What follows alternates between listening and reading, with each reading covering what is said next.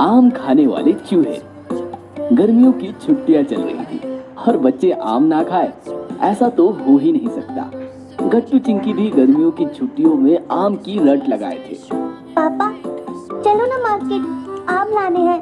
अरे हाँ हाँ, आम कहाँ भागे जा रहे हैं, अभी तो मौसम शुरू हुआ है। अच्छे आम मिलना शुरू भी नहीं हुए, ऊपर से आम के रेट आसमान छू रहे हैं। थोड़े अच्छे और सस्ते आम आ जाए मार्केट में, फिर चलेंगे। मम्मी की बात सुनकर नाराज गट्टू चिंकी रोने लगी। एक दिन गट्टू चिंकी हरी के घर खेल रहे थे, तभी हरी की मम्मी ट्रे में कुछ बाउल्स लेकर आई। आंटी आप क्या लाई हो? तुम्हारे लिए आम रस लाई हूँ। आम का नाम सुनते ही गट्टू चिंकी के मुंह में पानी आ गया।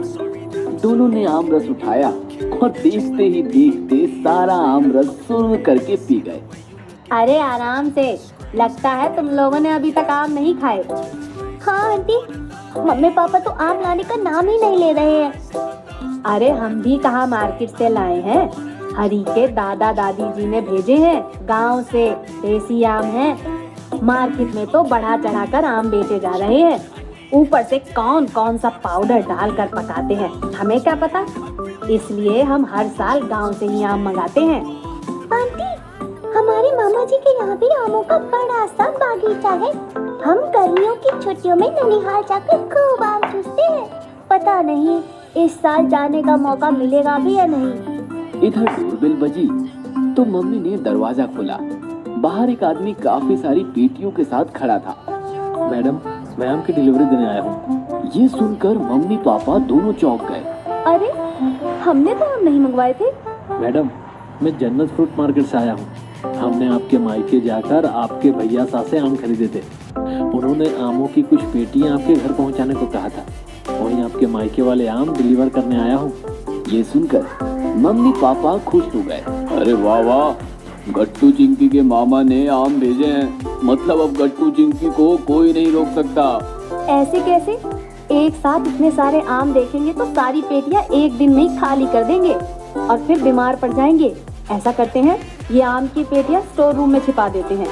फिर क्या, डिलीवरी बॉय की मदद से सारे आम स्टोर रूम में रखे गए। थोड़ी देर बाद गट्टू चिंकी घर आए। कितना मीठा था ना आम रस? हाँ बहुत मीठा था। कुछ भी हो, आज पापा को मार्केट लेकर ही जाएंगे। गट्टू ऐसा बोल ही रहा था कि अचानक रुक गया और जोर जोर से कुछ सूंघने लगा। क्या हुआ? ऐसा क्यों कर रहे हो? एक मिनट, आम की महक, हमारे घर में आम की महक आ रही है। कुछ भी, मुझे तो नहीं आ रही। मेरी नाक मुझे कभी धोखा नहीं देती। जरूर हमारे घर में आम छिपाए गए हैं। तुम कर देखो। चिंकी ने एक गहरी सांस अंदर खींची तो साथ साथ आम की महक भी अंदर चली गई। हाँ, मैं भी आम की महक महसूस कर रही हूँ। चलो सूंघते हुए पता लगाते हैं कि मम्मी पापा ने आम कहाँ छिपाए हैं। फिर क्या, महक सूंघते सूंघते दोनों घर में आम ढूंढने लगे और महक के साथ साथ स्टोर रूम के दरवाजे तक पहुंच गए। ओह, तो आम स्टोर रूम में कैद है। चिंकी जाओ, स्टोर रूम की चाबी लेकर आओ। चिंकी भागती हुई गई और चाबी लेकर आई। फिर स्टोर रूम का दरवाजा खोला गया और नजारा देखकर दोनों की आंखें फटी की फटी रह गई। रूम में आम की काफी सारी पेटियां रखी थी। आमों की महक से पता चलता है कि आम मामा जी के खेत से आए हैं। हम साथ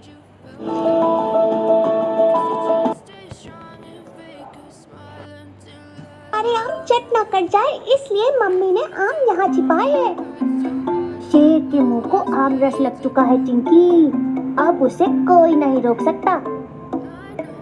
फिर क्या, गट्टू चिंकी ने आम की एक एक पेटी खोली और देखते देखते खाली कर दी। शाम के समय मम्मी ने स्टोर रूम का दरवाजा खोला। अब बच्चों को 2 आम काट कर खिलाती हूँ। तभी मम्मी ने देखा कि आम की 2 पेटियां बिल्कुल खाली है। अरे ये 2 पेटी आम कहाँ गायब हो गए? मम्मी भागती हुई हॉल में आई। गट्टू चिंकी, सच सच बोलो, तुमने आम चुरा कर खाए ना? अरे क्या हुआ?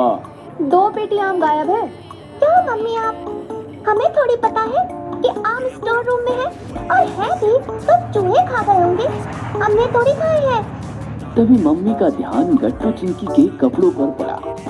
दोनों के कपड़ों पर आम रस के दाग धब्बे थे। यह देखकर मम्मी मुस्कुराते हुए बोली, हाँ, आम तो चूहों ने खाए हैं और वो दो चूहे मेरे सामने खड़े हैं और वो चूहे कपड़े भी पहनते हैं।